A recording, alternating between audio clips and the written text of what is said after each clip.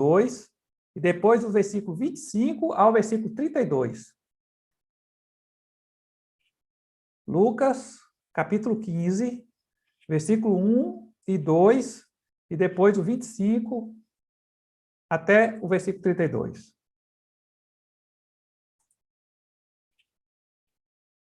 Já podemos?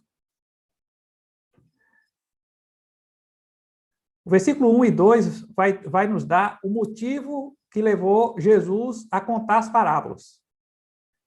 Aproximava-se de Jesus todos os publicanos e pecadores, para o ouvir, e murmuravam os fariseus e os escribas, dizendo: Este recebe pecadores e come com eles. Versículo 3 diz assim: Então lhes propôs Jesus esta parábola. Então, qual é o motivo de Jesus ter proposto as parábolas que vão vir depois? A murmuração dos fariseus e escribas a respeito da aceitação de Jesus ou da convivência de Jesus com os publicanos e pecadores. Aí nós vamos para o versículo 25 e diz assim: Ora, o filho mais velho estivera no campo e quando voltava, ao aproximar-se da casa, ouviu a música e as danças. Chamou um dos criados e perguntou-lhe que era aquilo. E ele informou: Veio teu irmão e teu pai mandou matar o novilho cevado, porque o recuperou com saúde. Ele se indignou e não queria entrar. Saindo, porém, o pai procurava conciliá-lo. Mas ele respondeu a seu pai: Há tantos anos que te sirvo sem jamais transgredir uma ordem tua, e nunca me deste um cabrito sequer para alegrar-me com os meus amigos. Vindo, porém, este teu filho, que desperdiçou os teus bens com meretrizes, tu mandaste matar para ele um novilho cevado. Então lhe respondeu o pai: Meu filho, tu sempre estás comigo. Tudo que é meu é teu. Entretanto, era preciso que nos regozijássemos e nos alegrássemos, porque esse teu irmão estava morto e reviveu. Estava perdido e foi achado. Amém. Que Deus aplique a sua palavra aos nossos corações.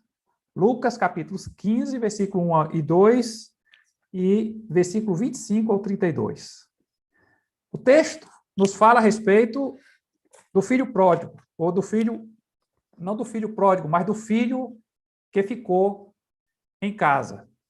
No domingo passado, nós conversamos um pouco a respeito do filho pródigo, e vimos a decadência moral, financeira, espiritual, que esse rapaz acabou desenvolvendo no decorrer do seu afastamento da vida com o pai.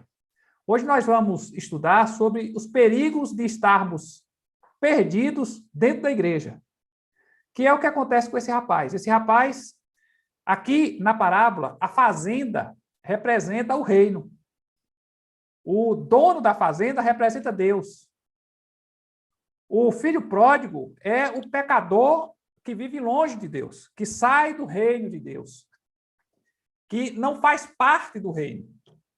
Mas um filho fica, o outro sai.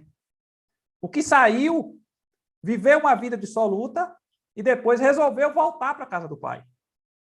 E quando ele volta, a reação do filho que ficou demonstra que esse filho, apesar de não ter ido junto com o outro, também estava desviado da presença de Deus, do dono da fazenda. Ele não concordava com a atitude do dono da fazenda, ele não se subordinou ao dono da fazenda quando esse resolveu aceitar o seu filho que tinha saído e que voltou. E aí o que nós encontramos, então, é um indivíduo que está fisicamente dentro do reino, mas o reino não entrou nele. E esse é o grande perigo de gente religiosa, de gente que vive dentro da igreja, de gente que tem vida religiosa, e dos amigos do evangelho também. É o perigo de estar dentro da estrutura religiosa, mas não fazer parte da igreja. Nós começamos justamente lendo o versículo 1 e 2. Aproximava-se de Jesus todos os publicanos e pecadores para o ouvir, e murmuravam os fariseus e os escribas, dizendo: este recebe pecadores e come com eles. Veja que a reação dos fariseus é a reação dos escribas e dos fariseus aqui, é justamente a reação que o filho que ficou tem diante do pai. Assim como esses aqui tiveram diante de Jesus, a reação por ver pessoas que eles consideravam impuras, indecentes, sendo aceitas no reino e participando do rol de convívio social de Jesus, assim como isso escandalizou eles, a atitude do pai escandalizou o filho que ficou. Então, o que a gente observa aqui é que nós temos aqui dois filhos que representam dois grupos de pessoas e os dois grupos precisam de salvação. E aqui, então, vem um grande desafio. O grupo que ficou, as pessoas que ficaram, ou a pessoa que ficou, no caso do filho. Quais são os perigos, então, que ele demonstra aqui na atitude dele e que nós também corremos o perigo de termos a mesma atitude? Esse texto, então, nos alerta para o perigo de, primeiro, vivermos dentro da igreja sem obedecer os dois mandamentos principais. Quais são os mandamentos? Amar a Deus sobre todas as coisas e amar o próximo como a si mesmo. O que a gente encontra nesse filho pródigo aqui, ou nesse filho que ficou, é justamente essa atitude de alguém que não está ali a serviço do pai. Ele faz o serviço braçal para o pai, mas o coração dele está distante do pai. De forma que, quando o pai age com misericórdia, ele cria uma aversão àquele comportamento do pai, demonstrando assim que o que acontece com ele é justamente essa incapacidade de absorver os valores do reino, os valores do pai. Logo, o que ele faz é desonrar o pai quando esse resolve fazer uma festa para o outro filho. Mas o que a gente vê no texto é justamente uma demonstração de falta de amor ao próximo também. Porque assim como o pai se alegrou em ver o filho que estava perdido e que agora reviveu para ele, o filho que ficou deveria ter essa mesma atitude. A alegria de ver o irmão sendo restaurado, de ver o irmão por perto, de poder conversar com o irmão, de poder tocar no irmão, de poder se alegrar com a restauração do irmão dentro da família. Mas o que ele faz é não amar nem a atitude do pai, nem o irmão.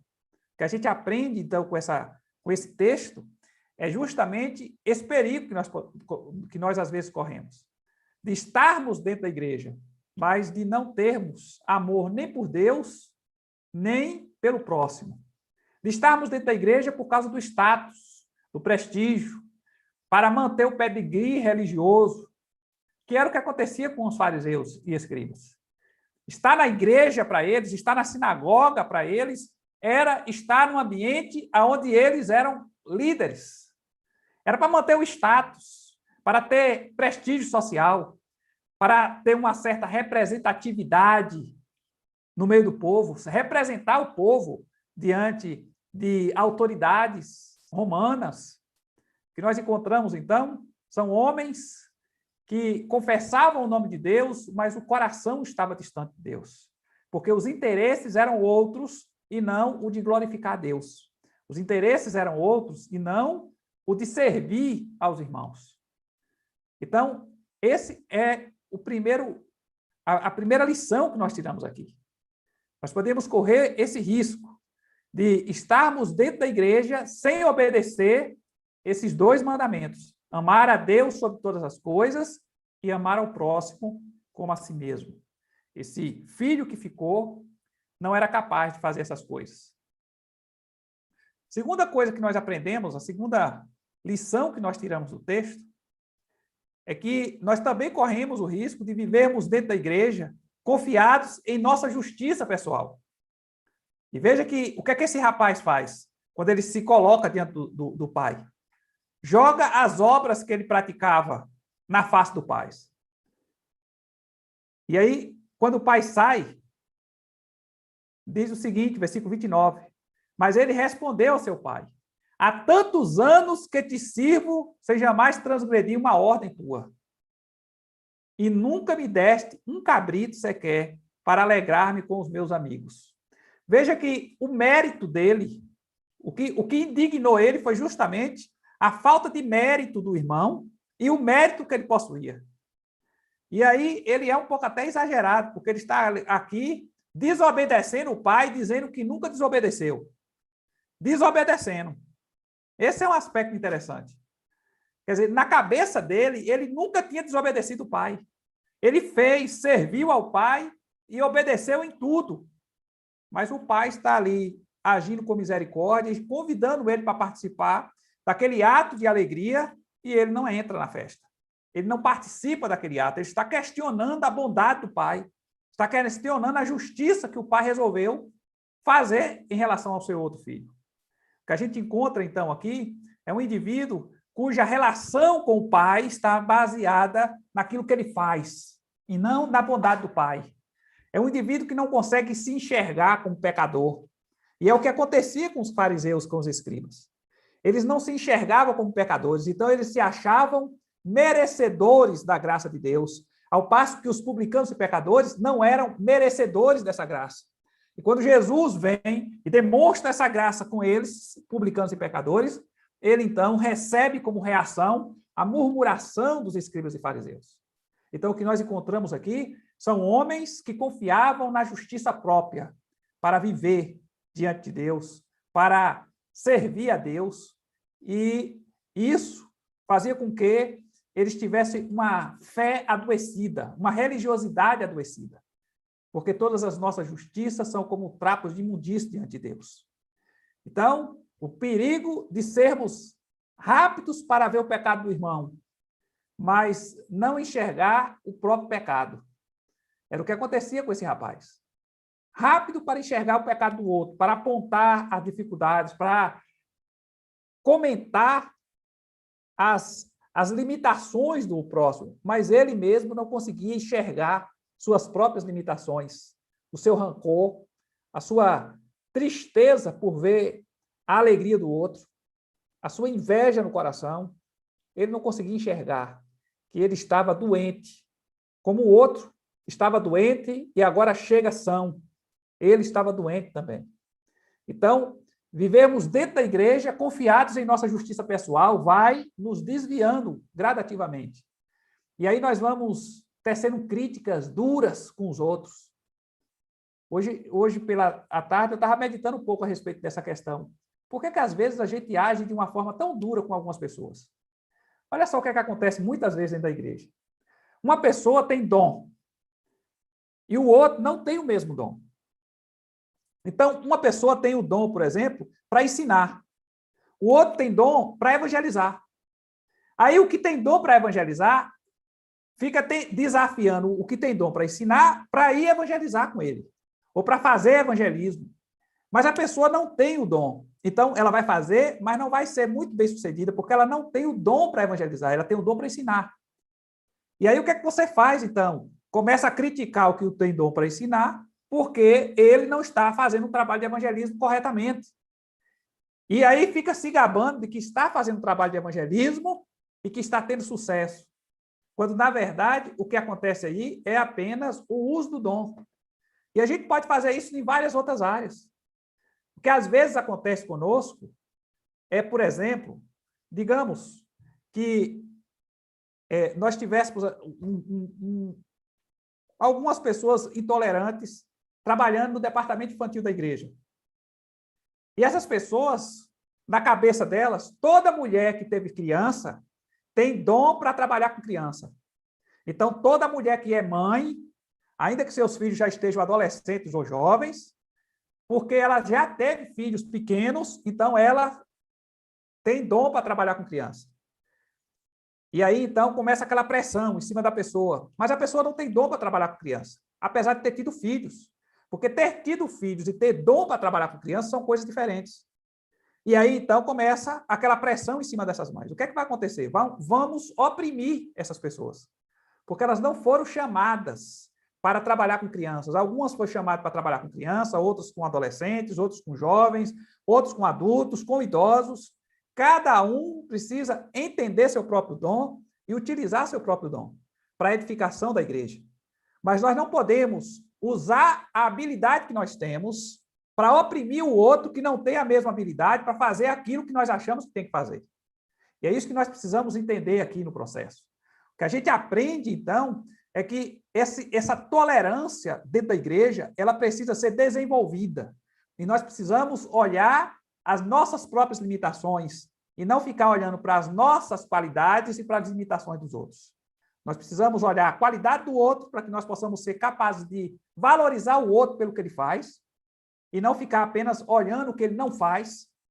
E nós precisamos olhar o que nós não estamos fazendo para que nós possamos consertar aquilo que precisa ser consertado. O que acontece aqui é que nós temos um filho pródigo que está chegando e nós temos um filho que ficou, mas extremamente intolerante e que não aprendeu a misericórdia, mesmo convivendo dentro da casa do pai. Então, a gente precisa tomar muito cuidado, porque isso pode acontecer conosco, como aconteceu com os fariseus, como aconteceu com os escribas, como aconteceu com os saduceus, aconteceu com esses grupos. Então, se aconteceu com eles, com certeza nós estamos sujeitos a sofrer esse tipo de mal. E aí nós precisamos tomar muito cuidado com isso, de vivermos dentro da igreja confiados em nossa justiça pessoal e começarmos a nos ver como muito justos e focados só nos defeitos das pessoas que estão à nossa volta. Terceira lição que nós aprendemos, aí no versículo 29, é o perigo de vivermos dentro da igreja, mas não sermos livres. Olha a palavra que ele utiliza aqui. Mas ele respondeu a seu pai: há tantos anos que te sirvo, sem jamais transgredir uma ordem tua. Essa palavra sirvo aqui é a palavra usada para escravo. Um servo que não tem vontade nenhuma e que todas as vontades são do seu senhor. Então, o que esse rapaz está dizendo, ele usa uma palavra extremamente pesada. Eu trabalho como um escravo sem jamais transgredir uma vontade tua. E tu não me dá nenhuma vantagem com isso. Então, ele não se sentia livre estando na casa do pai. Ele se sentia um servo. Ele era alguém que não se sentia filho. Ele se sentia um escravo, que tinha que obedecer, que tinha que fazer todas as vontades. Viver na casa do pai para aquele rapaz era um pesadelo. Era uma coisa triste.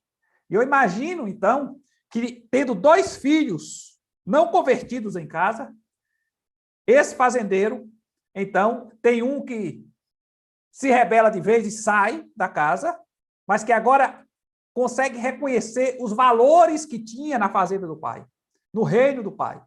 E ele volta agora não mais interessado no patrimônio do pai, mas interessado em estar na casa do pai, porque sabia que a casa do pai era o melhor lugar. E nós temos o outro que está dentro da casa do pai, mas que não se sente livre da casa do pai, porque se sente escravizado pelo pai. Veja só a relação adoecida desses indivíduos.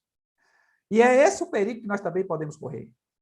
De estarmos na casa de Deus, vendo a casa de Deus apenas como um lugar de trabalho, do serviço. Né? É o crente que virou um burro de carga.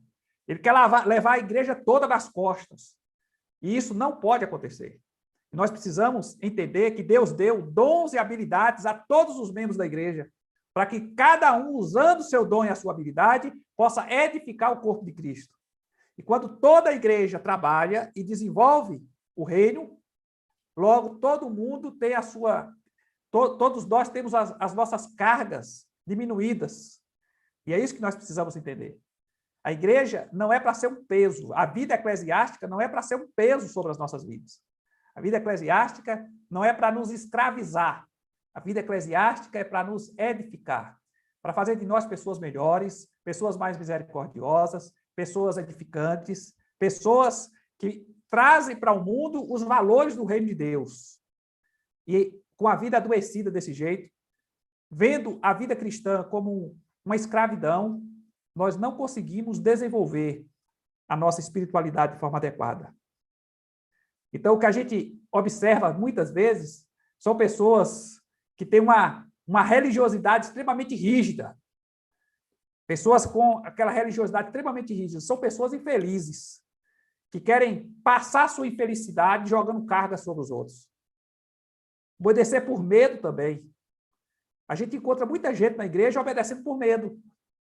É medo do profeta, né? Aqueles profetas que se colocam muitas vezes dentro da igreja e começam a profetizar coisas ruins quando o indivíduo não faz o que ele quer e começa a profetizar coisas boas quando a pessoa faz o que ele quer. O que é que esse profeta está fazendo? Está usando o medo das pessoas para manipular elas. O que a gente encontra muitas vezes dentro da igreja é gente assim. Gente que quer controlar pelo medo.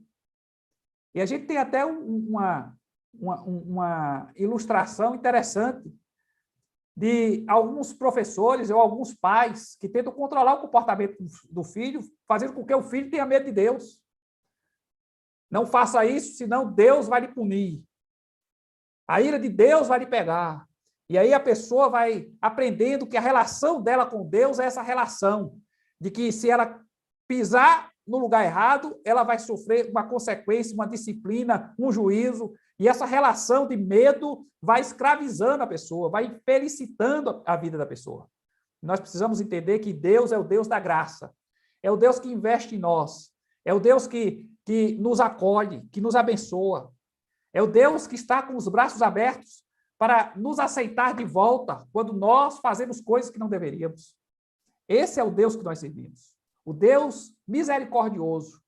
Não é esse Deus desses profetas falsos que tentam manipular as pessoas através do medo, de controlar as pessoas através do medo. Então, nós precisamos entender o aspecto da graça e da misericórdia de Deus. Porque, do contrário, nós vamos ter uma religião, uma religiosidade voltada para as obras e uma religiosidade que vai trazer infelicidade ao nosso coração. E não é esse o propósito do Evangelho. O propósito do Evangelho é tirar as cargas que estão sobre nós. E é isso que Jesus faz na vida dos publicanos e pecadores. Jesus tira as cargas que estão sobre essas pessoas. As cargas culturais, religiosas, que estavam sendo colocadas dia após dia pela sociedade religiosa de Israel. Mas Deus vai ali e tira essas cargas. Essas pessoas se sentem aceitas por Deus e mudam de vida e têm uma vida transformada e a alegria brota no coração. Uma vida saudável na presença de Deus.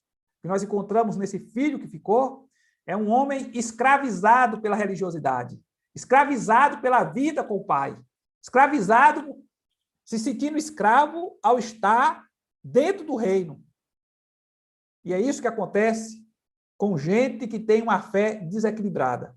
O que a gente encontra, então, nesse homem é essa advertência de que nós podemos estar no reino, estar na igreja, mas não nos sentirmos livres. Pelo contrário, nos sentindo infelizes por estarmos ali. Talvez por esse motivo, muita gente tenha saído da vida cristã no decorrer da sua vida, da vida da nossa igreja. Nós encontramos muitos desviados, muita gente que já foi da igreja, que hoje está no mundo, e provavelmente por causa desse tipo de fé que foi exercitada sobre a vida dessas pessoas. Gente opressora, muitas vezes, gente que, ao invés de mostrar a misericórdia e o amor de Deus, mostrava mais essa dureza, essa forma enérgica, dura, inflexível, de agir com pessoas que falharam. Então, nós precisamos tomar muito cuidado, porque esse comportamento não é o comportamento de alguém que tem o caráter de Deus impresso no coração. A quarta lição que nós aprendemos com esse filho que ficou é que nós vivemos dentro da igreja, o perigo de vivermos dentro da igreja com o coração cheio de amargura. Esse é o outro perigo que esse homem nos alerta. Versículo 29 e 30 diz assim: Mas ele respondeu ao seu pai: Há tantos anos que sirvo, sem jamais transgredir uma ordem tua, e nunca me deste um cabrito sequer para alegrar-me com os meus amigos. Vindo, porém, esse teu filho, que desperdiçou os teus bens como meretrizes, tu mandaste matar para ele o novilho cevado. E aqui nós temos, então, algumas lições a tirar. Primeiro, o complexo de santidade versus rejeitar os marginalizados. Gente que se sente mais santa do que todo mundo, melhor do que todo mundo, só abre a boca para se gabar.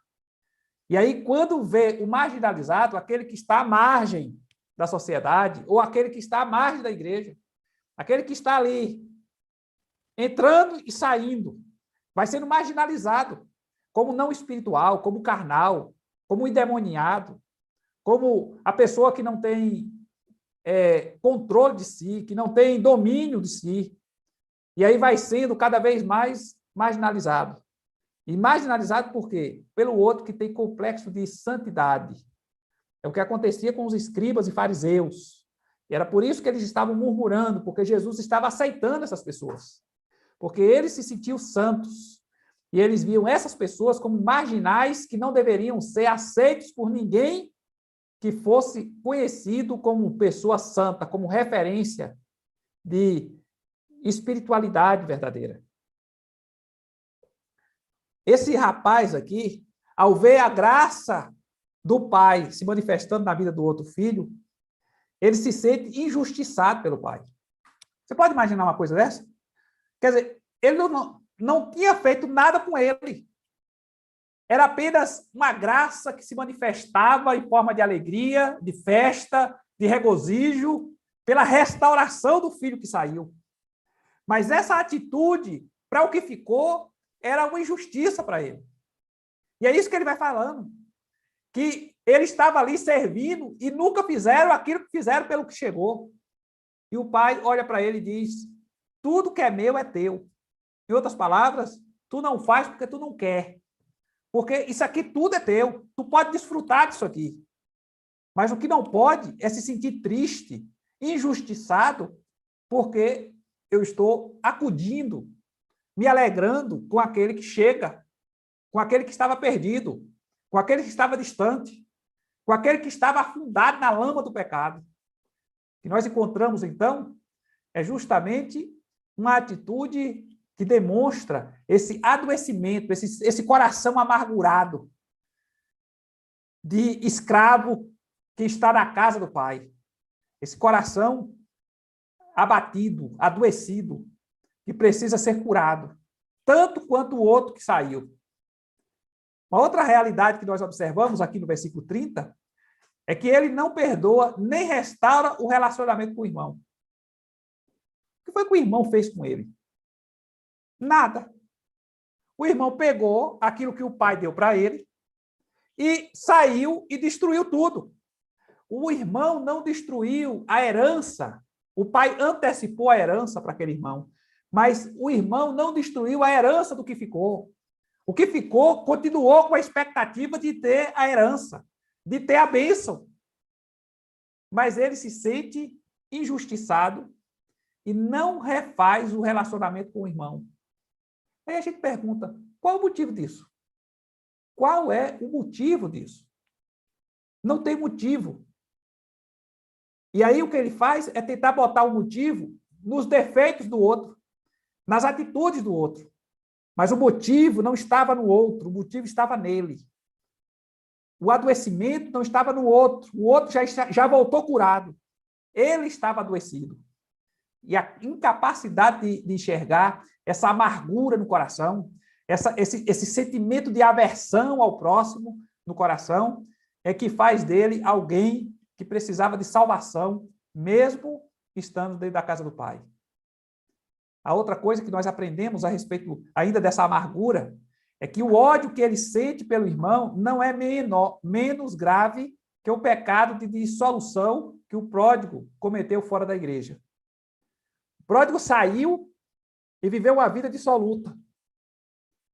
Esse pecado do que ficou não é menos grave do que o pecado do outro de ter saído.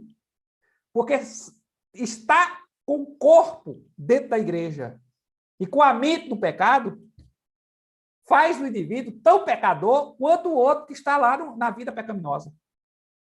E é isso que nós precisamos entender. Nós não precisamos praticar fisicamente o pecado para sermos pessoas desviadas da presença de Deus. Nós só precisamos alimentar esse pecado no coração.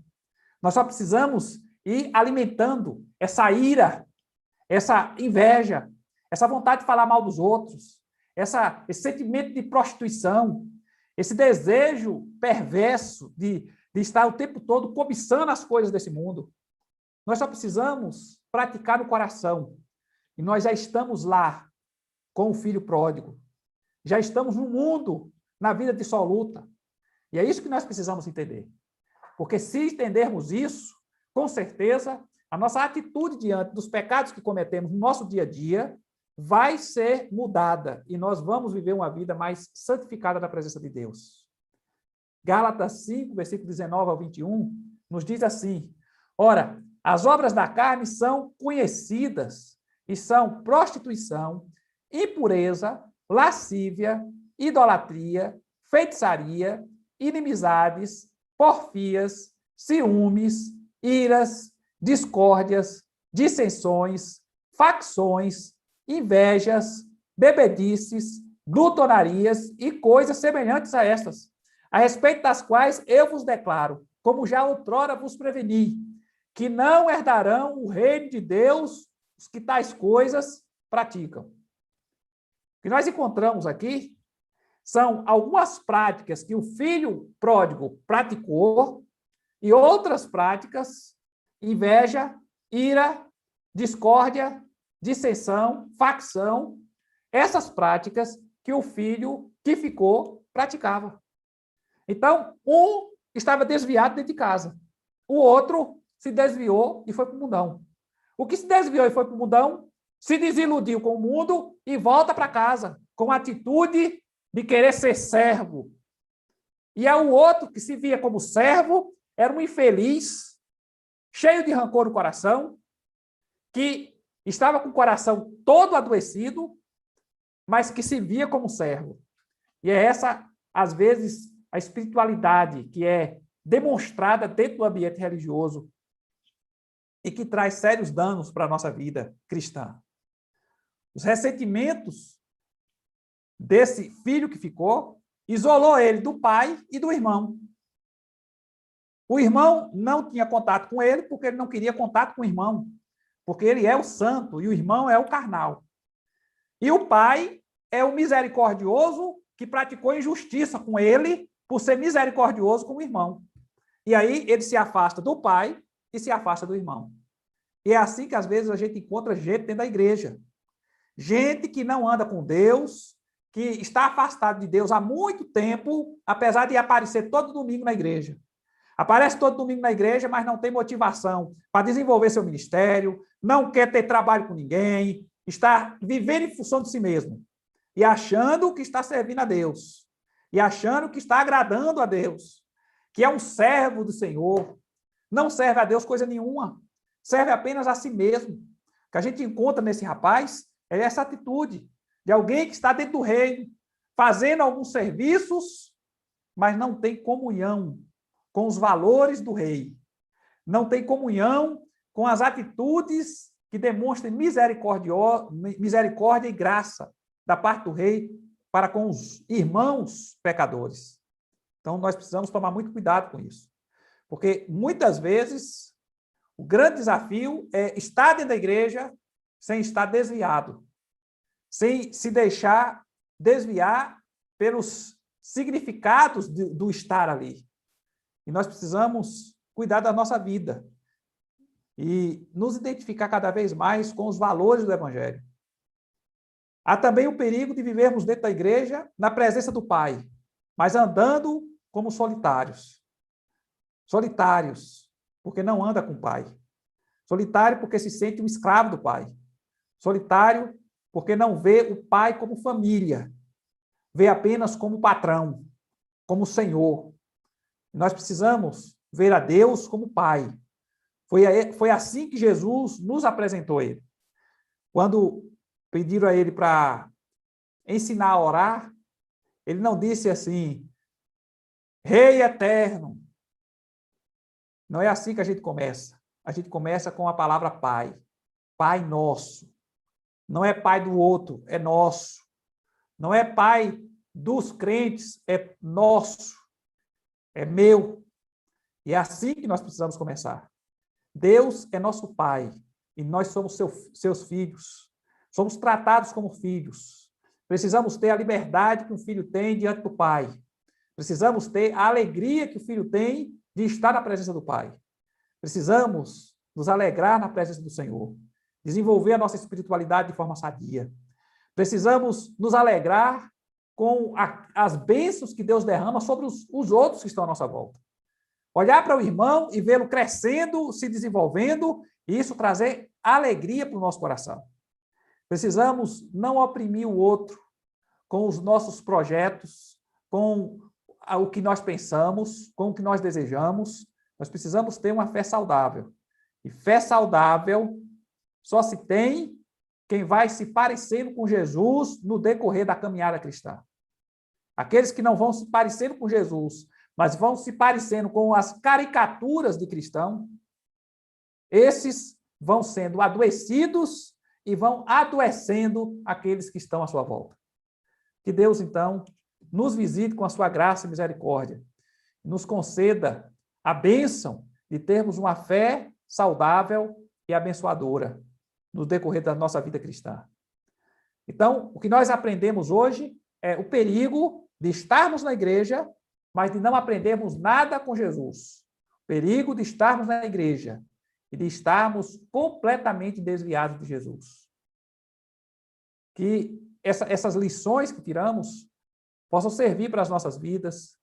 Que você, que talvez, à medida que eu fui expondo isso aqui, você foi se identificando com aquilo que estava sendo exposto, talvez seja a hora de você mudar o seu comportamento. De você começar a perdoar as pessoas que estão à sua volta. Alguém que fez alguma coisa que lhe magoou por algum motivo, perdoar e seguir em frente. Buscar crescimento espiritual. Olhar Jesus como referência da sua vida. Não deixe que o seu coração fique amargo.